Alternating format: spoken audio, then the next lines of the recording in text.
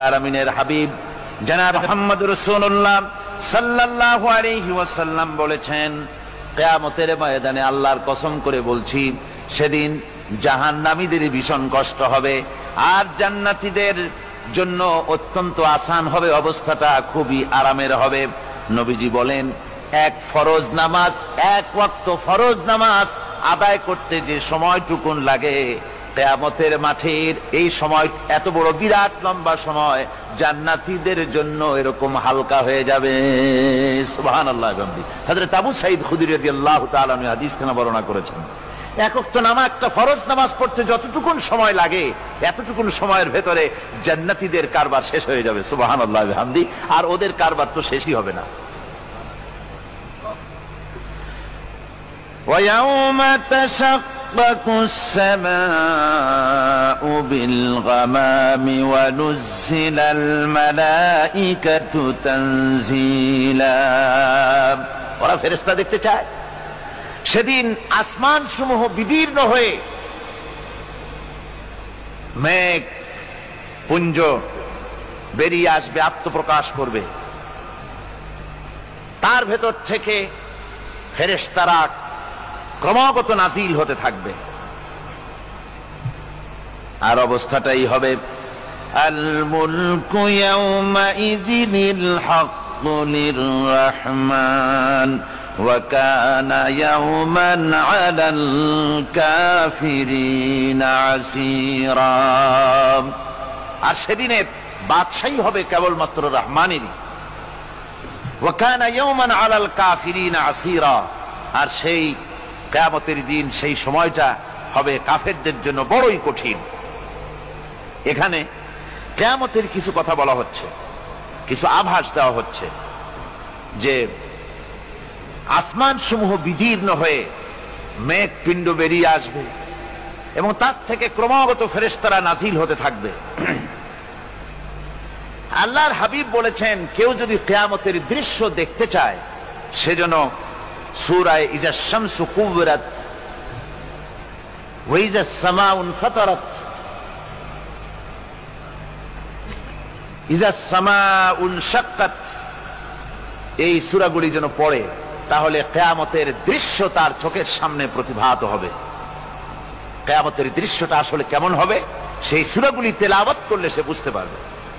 যেমন আল্লাহ পাক বলছেন, إذا السماء فطرت وإذا الكواكب انتثرت وإذا البحار فجرت وإذا القبور بعثرت।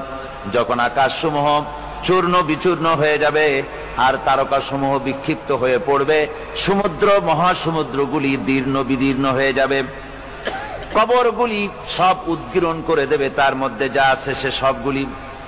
আবার আল্লাহ পাক বলেন, ইযাশ শামসু কুবিরাত ওয়া ইযান নুজুমুন কাদারাত ওয়া ইযাল জিবালু সুয়্যিরাত। সূর্য যখন ঢেকে যাবে, তারকাগুলি যখন বিপর্যস্ত হয়ে যাবে আর পাহাড়গুলি যখন চালিয়ে দেওয়া হবে, এই দৃশ্য তোমরা দেখতে পাবে। فَإِذَا النُّجُومُ طُمِسَتْ وَإِذَا السَّمَاءُ فُرِجَتْ وَإِذَا الْجِبَالُ نُسِفَتْ। সেদিন অবস্থা এমন হবে, সমস্ত তারকাগুলি স্তিমিত হয়ে যাবে আর আকাশসমূহ দীর্ণ বিদীর্ণ হয়ে যাবে। আর দেখতে পাবে পাহাড়গুলি, সমস্ত পাহাড়গুলিকে উড়িয়ে দেওয়া হবে। আবার অবস্থা আরো কি হবে, فَإِذَا بَرِقَ الْبَصَرُ وَخَسَفَ الْقَمَرُ وَجُمِعَ الشَّمْسُ وَالْقَمَرُ।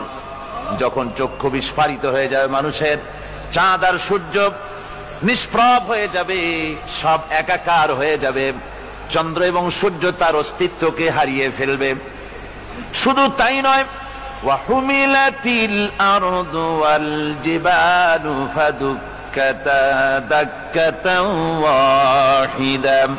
জমিন ও পাহাড়গুলির মধ্যে সংঘর্ষ লাগিয়ে দেওয়া হবে আর তা এক ধাক্কায় জমিন এবং সমস্ত পাহাড়গুলি চূর্ণ বিচূর্ণ হয়ে যাবে।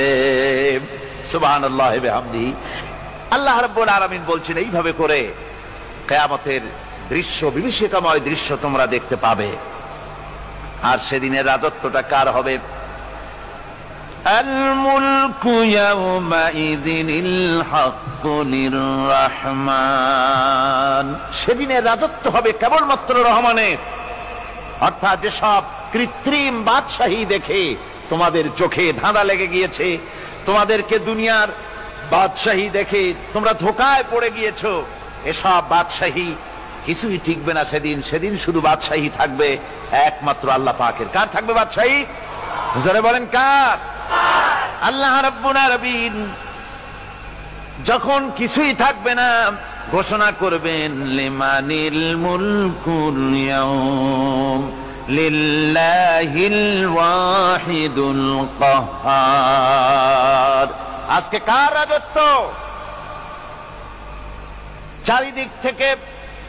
চারিদিক থেকে আওয়াজ আসতে থাকবে পরাক্রমশালী আল্লাহ রাব্বুল আলামিনের রাজত্ব। আর কারণ নয়, হাদিস শরীফে এসেছে, বুখারী মুসলিম শরীফের হাদিসে এসেছে, আল্লাহর নবী বলেন আল্লাহ রাব্বুল আলামিন তখন তার এক হাতে আকাশ মণ্ডলীকে ধারণ করবেন, আর এক হাতে জমিনকে ধারণ করবেন।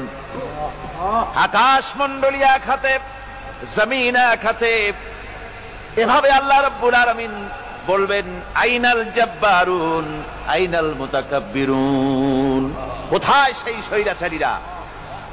কোথায় সেই দুর্বিনীত অহংকারী স্বৈরাচার যারা আমার জমিনের উপরে, আমার মানুষের উপরে রাজত্ব চালিয়েছে? তারা আজকে কোথায়?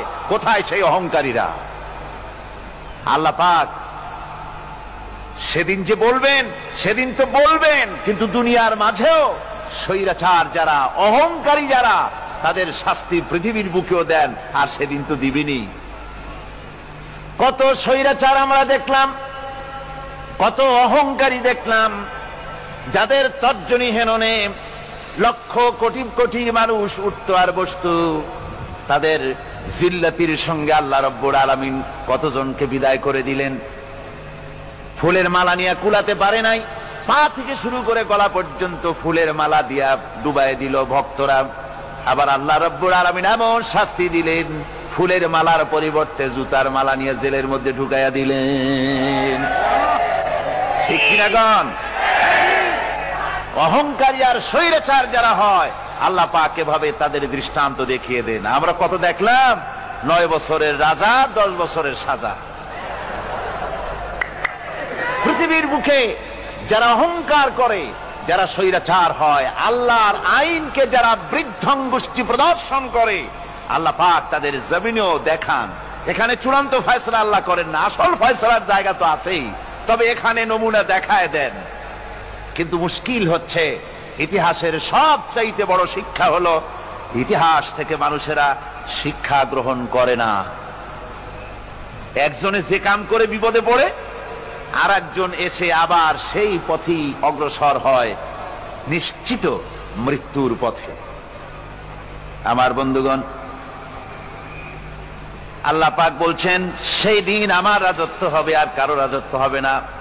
ওয়াকানা ইয়াওমান আলাল কাফিরিনা আসীরা। আর ওই দিনটা, ওই কিয়ামতের দিন হবে কাফেরদের জন্য সবচাইতে কঠিন। সবচাইতে কঠিন হবে কাদের জন্য? কাফেরদের জন্য। কাফের কারা? কাফের হচ্ছে তারা যারা নাকি আল্লাহর আইনকে অস্বীকার করেছে, আল্লাহকে অস্বীকার করেছে, আল্লাহর আইনকে অস্বীকার করেছে। ওরা কি? কাফের। কুফর শব্দের অর্থ হচ্ছে গোপন করা। এই জন্য অন্ধকার রাতকে আরবিতে কাফের বলা হয়েছে, অর্থাৎ যা সব জিনিসকে অন্ধকার দিয়ে ঢেকে দেয়। তো কুফর হচ্ছে সেই জিনিস যা মহাসত্যকে ঢেকে দেয়, সত্যকে, মহাসত্যকে ঢেকে দেয় যেই জিনিস, সেটাকে কুফর বলা হয়। আর এই কাফের অন্ধকারে ঘুরে মরে, সে কোন আলোর খোঁজ পায় না। আল্লাহ রাব্বুল আলামিন বলেন, কাফেরদের কথা এখন শোনাচ্ছেন আল্লাহ পাক, ওয়াল্লাযীনা কাফারু আউলিয়াউহুমুত তাগুতু ইউখরিজুনাহুম মিনান নূরি ইলাজ যুলুমাত। যারা কাফের, যারা কুফরি অবলম্বন করেছে, তাদের সাহায্যকারী আর পৃষ্ঠপোষক হচ্ছে তাগুত। তাগুত বলা হয় সেই শক্তিকে যে শক্তি শুধু নিজেই আল্লাহর আইন অমান্য করে বসে থাকে না, বরং অন্যদেরকেও আল্লাহর আইন অমান্য করতে বাধ্য করে। ওদেরকে আরবিতে কি বলা হয়? তাগুত বলা হয়। আর এই তাগুতি শক্তি, এই তাগুত হয় তার সাহায্যকারী, যা তাকে আলো থেকে টেনে অন্ধকারের ভেতরে নিয়ে যায়। আর কাফের হচ্ছে আল্লাহ পাকের ভাষায়, অর্থাৎ কোরআনের ভাষায়, কাফের হচ্ছে সবচাইতে নিকৃষ্ট প্রাণী, সবচাইতে নিকৃষ্ট জীব। মহাসত্যকে যারা অস্বীকার করেছে, যারা আল্লাহকে মানে না, যারা আল্লাহর কোরআনকে মানে না, যারা ইসলামকে স্বীকার করে না, তারা সবচাইতে নিকৃষ্ট প্রাণী। আল্লাহ রাব্বুল আলামিন বলেন, ইন্না শাররাদ দাওয়াবি ইনদাল্লাহিল্লাযীনা কাফারু ফাহুম লা ইউমিনুন। নিশ্চয়ই আল্লাহর জমিনে সব বিচরণশীল জীব যত আছে, আল্লাহ বলছেন আমার জমিনে বিচরণশীল জীব যত আছে তার মধ্যে সবচাইতে নিকৃষ্ট প্রাণী হলো যারা ঈমান আনে নাই, যারা বিশ্বাস করে না আমি আল্লাহকে, যারা পরকালকে বিশ্বাস করে নাই, যারা কোরআনকে বিশ্বাস করে নাই, যারা ইসলামকে বিশ্বাস করে নাই, পৃথিবীর মধ্যে তারা সবচাইতে নিকৃষ্টতম প্রাণী। আল্লাহ বলেন শুধু নিকৃষ্ট জনক নিকৃষ্ট প্রাণী বললেই সারে না, এরা হলো চতুষ্পদ জানোয়ারের মতো। কে বলতেছেন? আমি বলছি না, কিন্তু আল্লাহ পাক বলতেছেন চতুষ্পদ জানোয়ারের মতো কাফেরেরা। وَمَثَلُ الَّذِينَ كَفَرُوا كَمَثَلِ الَّذِي يَنْعِقُ بِمَا لَا يَسْمَعُ إِلَّا دُعَاءً وَنِدَاءً। এই কাফেরদের দৃষ্টান্ত হচ্ছে সেই রাখালের মতো, যে রাখাল তার পশুদেরকে ডাকে, আর ওই পশুরা একটা ডাক শোনে মাত্র, কিন্তু কি যে বলে তা তো পশুতে বোঝে না। কথা বুঝতে পেরেছে? সুম্মুন বুকুমুন উমিয়ুন ফাহুম লা ইয়াকিলুন। এরা বোবা, এরা বধির, এরা অন্ধ, এ কারণেই কোনো কথা বোঝে না। এরা চতুষ্পদ জানোয়ারের চাইতেও নিকৃষ্ট। যাদেরকে আমি, আল্লাহ বলেন, যাদেরকে আমি চোখ দিলাম, চোখ থাকতে হক দেখলো না, সব দেখলো। হক দেখে নাই চোখ দিয়া, এই চোখ দিয়া সব দেখলো। নারীর সৌন্দর্য উপভোগ করলো, আর নারীর অঙ্গ প্রত্যঙ্গ নিয়ে নানা ধরনের গল্প লিখলো, কবিতা লিখলো, কিন্তু এই সৌন্দর্য যিনি দিলেন তারেও চিনল না। আছে না কত কবি আমাদের দেশে? আমার দেশের সেই কবি জাতীয় পুরস্কার পায় যে কবি নারীর বিশেষ বিশেষ অঙ্গ নিয়ে বেশি করে নির্লজ্জ কবিতা লিখতে পারে, ওই হলো সবচেয়ে বড় কবি। আমার বন্ধুগণ, একজন বুজুর্গ ব্যক্তি তিনি পথ দিয়ে যাচ্ছিলেন, তো সে পথে এক সুন্দরী যুবতী মেয়েকে দেখে সেই যুবতী মেয়ের দিকে এই বুজুর্গ ব্যক্তি এক নজরে তাকায় আছে।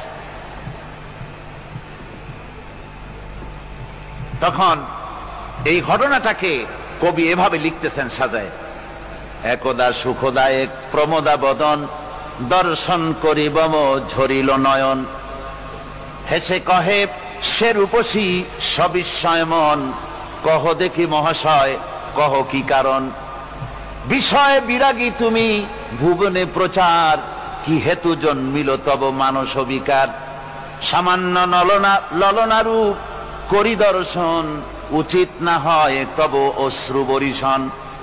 বুজুর্গ ব্যক্তি ওই মহিলার দিকে তাকিয়ে তাকিয়ে কাঁদতেছেন। সুন্দরী মহিলা বলেন, আল্লাহর বুজুর্গ বান্দা, আপনি এলাকার ভিতরে বুজুর্গ এবং পীর হিসাবে, বুজুর্গ ব্যক্তি হিসাবে আপনি বিখ্যাত। আজকে আমাকে এখানে দেখে আপনি আমার দিকে তাকায় আমার রূপ উপভোগ করতেছেন আর কাঁদতেছেন। আপনার মতো সংসার বিরাগী মানুষ আমার মতো একটা সুন্দরী মেয়েকে দেখে ভাবে কাঁদা ঠিক না। বুজুর্গ ব্যক্তি বলছেন, হেসে কহিলাম বালে করহ শ্রবণ, নেত্র ঝরে তবু হেতু ভেব না এমন, যে শিল্পী রচিল ওই সুধাংশু বদন, তাহার তরে ঝরে নেত্র নয়নে জীবন। ও আল্লাহর বান্দি, আমি তোমাকে দেখি কান্দি না, আমার চোখে পানি বেরিয়ে গেছে। তোমারে দেখে আমি মনে মনে ভাবলাম, এত সুন্দর করে যিনি মানুষ বানিয়েছেন, না জানি ওই আল্লাহ রব্বুল আলামিন কত বড় সুন্দর। আমার ভাইরা, সুতরাং চোখ থাকতে ওরা আল্লাহ রাব্বুল আলামিনের কুদরত ওরা দেখে নাই, কান থাকতে কোরআনের আওয়াজ ওদের কানের মধ্যে ঢোকে নাই, বিবেক থাকতে আল্লাহর দ্বীনকে বুঝতে পারে নাই, চিন্তা করতে পারে নাই। আল্লাহ রাব্বুল আলামিন বলেন, উলাইকা কাল্লানাম, এরা হলো চতুষ্পদ জানোয়ার, বালহুম আদল, শুধু জানোয়ার না, জানোয়ারের চাইতেও নিকৃষ্ট। এমনই জানোয়ার, আল্লাহ বলেন শুধু জানোয়ার না, জানোয়ারের মতো শুধু খায়, জনমের মতো। ওয়াল্লাযীনা কাফারু ইয়াতামাত্তাউনা ওয়া ইয়াকুলুনা কামা তাকুলুল আনআম।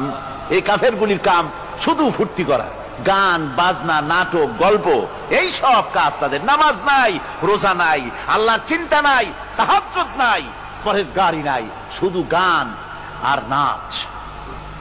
দেখেন না ফুর্তি। এই যে 1 জানুয়ারি রাত 12টার সময় আমার ঘুম ভেঙে গেল, এই যেখানে আমি ছিলাম,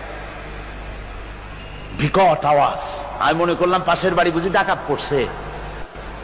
পরে বাড়িওয়ালা আমাকে বললেন যে ডাকাত না, বোধহয় এই নিউ ইয়ার সেলিব্রেট হচ্ছে, নতুন বৎসর উদযাপন হচ্ছে, বোমা দিয়ে শহরবাসীর আরামের ঘুম হারাম করে এগুলি করা হচ্ছে। এ তো গেল 1 জানুয়ারি। আর যখন আমাদের নিজেরটা যখন আসে, অর্থাৎ 1 বৈশাখ, তখন দেখছেন অবস্থা 1 বৈশাখে। এবছর আমাদের দেশে 1 বৈশাখে ঢাকায় যে দৃশ্য আমি টিভির মধ্যে দেখলাম, তাতে আমার মনে হয়নি যে 12 কোটি মুসলমানের দেশে রাজধানীতে এই দৃশ্য হচ্ছে। আমার মনে হচ্ছিল এটা বুঝি কলকাতা অথবা অন্য কোন শহর হবে। আমি দেখলাম সমস্ত যুবক যুবতী, নারী পুরুষ, বিভিন্ন বয়সের লোক সব একসঙ্গে রাস্তায় নেমেছে, নাচতেছে। তার মধ্যে বুদ্ধিজীবী আছে, শিক্ষিত লোক আছে, সমানে নাচতেছে। আর তাদের মুখোশ পরা, বানরের মুখোশ, কুকুরের মুখোশ, শূকরের মুখোশ, ঘোড়ার মুখোশ, পাতিশিয়ালের মুখোশ, এই মুখোশ পরে এভাবে নাচতেছে। আমি চিন্তা করলাম, নববর্ষের সাথে কুত্তার মুখোশের সম্পর্ক কি? নববর্ষের সাথে পাতি শ্রীগালের মুখোশের সম্পর্ক কি? তাহলে ওরা কি বলতে চায় যে আগামী বছরটা আমরা কুত্তার ভূমিকায় অ্যাক্টিং করব, অথবা শ্রীগালের মতো ধূর্তামি করব জাতির সাথে? তারপরে কি করলো? সকাল বেলায় যুবক যুবতী 1 বৈশাখ সূর্য উদয়ের আগে রমনা লেকের পাড়ি গিয়ে সব দাঁড়িয়েছে বাসন্তী রঙের শাড়ি পরে। তারপরে সেখানে দাঁড়িয়ে সূর্য উদয়ের পানে তাকিয়ে সকাল বেলায় ভাবে করজোর করে বলছে, এসো হে নববৈশাখ স্বাগতম হে। নববৈশাখ অলক্ষে বোধহয় এটা শুনে বলতেছে, বাবাজিরা আমারে ডাকতেছো, অপেক্ষা করো, আমি আসতেছি। আমারে ডাকতেছো, আমি আসতেছি, কোমরে গামছা বেঁধে আসতেছি, 225 মাইল স্পিডে আসতেছি, 30 ফুট উঁচু জলোচ্ছ্বাস নিয়ে আসতেছি, নববৈশাখের মজা সাত চাকায়। আমার ভাইরা, মুসলমান নববর্ষ উদযাপনের সাথে মুসলমানের কিসের সম্পর্ক? মুসলমান যদি এই দিন উদযাপনই করে, তাহলে তাকে করতে হবে ফজরের নামাজ পড়বে। মুসলমান নববর্ষ উদযাপন করবে, ফজরের নামাজ পড়বে, তারপরে কোরআন শরীফ তেলাওয়াত করবে, দরুদ শরীফ পড়বে, আল্লাহর দরবারে হাত তুলে বলবে, রব্বুনা রাব্বিন, 1 বছর পার করে দিলাম, নাফরমানি ছাড়া কিছুই তো করি নাই, বিগত বছরে যা করেছি মাফ করে দাও, আগামী বছরটা গোটা জাতি আর দেশের জন্য কল্যাণকর মঙ্গলময় করে দাও। এটাই তো বলা উচিত ছিল নাকি বলে? তা না করে, তা না বলে, বৈশাখের পরিচালককে না ডেকে সরাসরি বৈশাখকে আহ্বান করা হয়েছে। আর বৈশাখ আহ্বান করার মজা জনমের মতো দেখাই দিয়েছে। আল্লাহ রাব্বুল আলামিন তাই বলেন, কাফেররা তাদের কাজ হলো শুধু খাওয়া। তারা এমন খাওয়া খায়, জনমের মতো খায়। ইয়াকুলুনা কামা তাকুলুল আনাম, জানোয়ারে যেমন খায় ওই রকম খায়। তার মানে খায়, একটু বিসমিল্লাহ কয় না। খায়া যখন ছেড়ে দেয় তখন আলহামদুলিল্লাহ বলে না। বাহাত দিয়ে খায়, আবার বাহাত দিয়ে খায়। ডাব একটা কাটলো, বিসমিল্লাহ নাই, খাইলো, 2-4 ঢোক খাইয়া পুরা ডাবটারে ফেলাই দিল। ডাবটা কি তোমার বাজান তৈরি করছিল নাকি? একটু বিসমিল্লাহ বললা না, একটু শুকরিয়া আদায় করলাম। আমি গত এই যে ডিসেম্বর গেল, ডিসেম্বরের 16 তারিখ আমেরিকা থেকে এসেছি। ওখানে দেখলাম তারা প্রতি নভেম্বর মাসের শেষ বৃহস্পতিবার থ্যাঙ্কস গিভিং ডে অবজার্ভ করে। তা আমি জিজ্ঞেস করলাম, থ্যাঙ্কস গিভিং ডে জিনিসটা কি? ওরা বলল, এটা হচ্ছে এই যে গড আমাদেরকে সারা বছর ভালো খাওয়াইছে, আমাদেরকে ভালোভাবে পড়াইছেন, সুন্দর রেখেছেন, এই জন্য আমরা গডকে থ্যাঙ্কস দেই নভেম্বরের এই শেষ দিনটিতে। সারা বছরে ভালো খাইছি, ভালো থাকছি, এই জন্য গভর্নমেন্টকে মানে গডকে থ্যাঙ্কস দিলাম। আমি আমার আলোচনায় সেখানে বললাম যে দেখেন, রাশিয়ার সাথে আমেরিকার পার্থক্য তো এখানে। ওরা গডকে অস্বীকারই করেছে, গডই মানে না।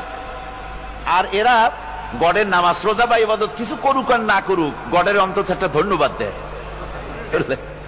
ওরা ওদের ডলারে লিখেছে, ইন গড উই ট্রাস্ট। প্রত্যেকটা ডলারে লেখা, আমরা গডে বিশ্বাস করি। তো শুকর আদায় করলে তো আল্লাহ বাড়িয়ে দিবেন। আল্লাহ রাব্বুল আলামিনের সুন্নাত হলো, শুকর যদি কেউ আদায় করে আল্লাহ বাড়িয়ে দেন। লা ইন শাকারতুম লাযীদান্নাকুম ওয়া লা ইন কাফারতুম ইন্না আযাবী লাশাদীদ। আমার নিয়ামতের শুকর যদি আদায় করো আমি বাড়ায় দেব, আর যদি নিয়ামতের শুকর আদায় না করো তাহলে মস্ত বড় শাস্তি তোমাদের জন্য রেখেছি। তো আমেরিকা শুকর আদায় করে নিজেরা খাইয়া, কিন্তু ওদের জমিন হলো বিশাল জমিন। আমি কয়েকবার গিয়েছি এবং বহু স্টেট সফর করেছি। ওদের জমিন এত ফার্টাইল, জমিনে যদি রীতিমতো তারা ফসল ফলাতো, এই ফসল সারা দুনিয়ার দরিদ্র ভূমুক্ষ জনতাকে খাওয়াইয়া বাঁচাইতে পারত। কিন্তু ওরা তা করে না। ওরা করে কি? ওরা মুনাফার হার, বাজার দর ঠিক রাখার জন্য নির্দিষ্ট পরিমাণ জমিনে ফসল ফলায়, কিন্তু জমিন এতই উর্বর, ওদের মেজারমেন্ট করা, মাপ করা, হিসাব করা ফসল হয় না, ফসল হয় বেশি। তখন বাড়তি ফসলকে তারা প্রতি বছর লক্ষ লক্ষ টন আলু আর গমকে তারা সমুদ্রে নিক্ষেপ করে। তাদের আলু এবং গম সেই সময় তারা নিক্ষেপ করে সমুদ্রে যখন ইথিওপিয়া, সুদানে মানুষ না খেয়ে মরছে। পৃথিবীর বিভিন্ন দেশে মানুষ ক্ষুধার যন্ত্রণায় যখন চিৎকার করছে, আর তাদের এই চিৎকারে আকাশ বাতাস ভারী হয়ে যাচ্ছে, তখন ওরা এই কামটি করছে। তাই আমি ওই প্রথম দিন বলেছিলাম যে রাশিয়া যেমন খান খান হয়েছে, অস্তিত্ব বিলুপ্ত হয়েছে আল্লাহর সাথে নাফরমানি করার কারণে। আপনারা বলতে পারেন কমিউনিজম কি একটা সহজ ব্যাপার? একটা বিরাট শক্তি। পৃথিবীর বুকে কত দেশ তারা ডমিনেট করতেছিল। কোন যুদ্ধ নাই, কোন রক্তপাত নাই, বিনা ধাক্কায়, বিনা বাতাসে, বিনা ঝড়ে বিশাল মহিরুহু চিৎপটাং। এটা হলো কেন? কেন হলো রাশিয়ার এই দশা? আমি লালদিঘির ময়দানে বলে গেছিলাম, আমি চিন্তা করে যেটা পাইছি সেটা হচ্ছে এই, দুনিয়ার সমস্ত মতবাদ আল্লাহকে কোনো না কোনো প্রকারে স্বীকার করে। তার কথা মানুক আর না মানুক, আছে একটা কিছু, এতটুকুন বলে যে আল্লাহ আছেন বা গড আছে বা একটা কিছু আছে। কমিউনিজম, সমাজতন্ত্র হলো পৃথিবীর একমাত্র নিকৃষ্ট মতবাদ, যে মতবাদ সরাসরি আল্লাহকে অস্বীকার করেছে, বলেছে আল্লাহ নাই, দেয়ার ইজ নো গড। তারা ধর্মকে আফিম বলেছে। আল্লাহ পাক তাই কোন যুদ্ধ ছাড়া, কোন মারামারি ছাড়া, কোন রক্তপাত ছাড়া এই বিশাল শক্তিকে ফুৎকারে উড়িয়ে দিলেন। তুলার মতো হয়ে, গোটা রাশিয়া তুলার মতো হয়ে, পেঁজা তুলা, ধোনা তুলার মতো হয়ে সব উড়ে চলে গিয়েছে, অস্তিত্ব বিলুপ্ত হয়ে গিয়েছে। কিন্তু আমাদের দেশের খুচরা কমিউনিস্টরা এখনো স্বপ্ন দেখে ওই যে কালকে বলেছি, তারা বলে কলমের খোসা এটা এখনো নষ্ট করা যাবে না, এটা এখনো চালু করা হবে, এখনো চীনে আছে, এখনো কিউবায় আছে। ওই কিউবা থেকে, চীন থেকে ফিদেল কাস্ট্রোর একটু আওয়াজ শোনে, চীন থেকে মিস্টার ব্যাং না কি জানি না, ব্যাং, এর আওয়াজ শোনে, আর তাই মনে করে এ বুঝি সমাজতন্ত্রের বিজয়ের গান। না, চীন থেকে আর কিউবা থেকে যে আওয়াজ আজকে উঠতেছে, এই আওয়াজ সমাজতন্ত্রের বিজয়ের আওয়াজ নয়, এটা হলো সমাজতন্ত্রের মরণ যন্ত্রণার গোঙানির আওয়াজ। কাজী এরা দুনিয়ার বুকে শুধু আনন্দ এবং ফুর্তি করে, আল্লাহর হককে, আল্লাহকে চিনতে তারা ব্যর্থ হয়েছে। আল্লাহ রাব্বুল আলামিন বলেন, অবিশ্বাসীদের কৃতকর্ম, তাদের কাজগুলি, তাদের কর্মফল সব নিষ্ফল হয়ে যাবে। ওয়াল্লাযীনা কাফারু আ'মালুহুম কাসারাবিন বিকিআতিন ইয়াহসাবুহুল যামআনু মা। আল্লাহ পাক বলেন, কাফের যারা, অবিশ্বাসী যারা, যারা আমাকে অস্বীকার করেছে, অবিশ্বাস করেছে, তাদের আমলগুলি হলো মরুভূমির মধ্যে মরীচিকার মতো। মরুভূমির মরীচিকা, মানুষ যখন মরুভূমির ভিতর দিয়ে যায়, পানির পিপাসা লাগে, দূরে দেখে পানি চিকচিক করতেছে, আর ওই মরীচিকা যেটাকে সে পানি মনে করেছিল, হাত্তা ইযা জাআহু লাম ইয়াজিদহু শাইআ, যেটাকে সে পানি মনে করে ছুটতেছিল, যখন কাছে গেল, আল্লাহ পাক বলেন কিছুই সেখানে পায় না, শুধু মরীচিকা, বালু আর বালু। এরকম করে যারা আমার দিনকে অস্বীকার করেছে, আমাকে অস্বীকার করেছে, তারা যত ভালো কাজ করুক আর যাই করুক না কেন, তাদের কৃত কর্মগুলি এভাবে সব নিষ্ফল। এ হলো এক কথা। 2 নম্বরের কথা হলো, ওরা মনে করেছিল সমাজতন্ত্র শান্তি দেবে, কমিউনিজম শান্তি দেবে, সোশ্যালিজম শান্তি দেবে, ক্যাপিটালিজম শান্তি দেবে। এই শান্তির চিন্তা করে অগণিত মানুষকে হত্যা করে সমাজতন্ত্রের রাজত্ব যখন কায়েম করলো, 70 বছর চলে গেল, তারপরে তারা দেখলো হাত্তা ইযা জাআহু লাম ইয়াজিদহু শাইআ, কিচ্ছুই পেল না। তারা ক্ষুধার যন্ত্রণায় মরলো, কাপড় নাই, খাবার নাই।